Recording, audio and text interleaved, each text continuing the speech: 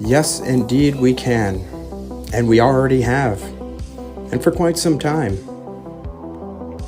That is allegedly what Admiral Richard Byrd went down to Antarctica for originally. There was an alleged report of numerous German bases with experimental aircraft being reported in Antarctica. Byrd's squadron of warships, including an aircraft carrier, was met with heavy resistance and was essentially outgunned in every turn. And they were forced to limp back to safe harbor.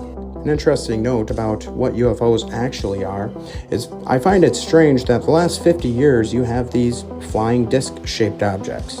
And then in recent times, as our technology seems to match with it, you now don't really see these anymore. You see orbs or things like that more than anything else.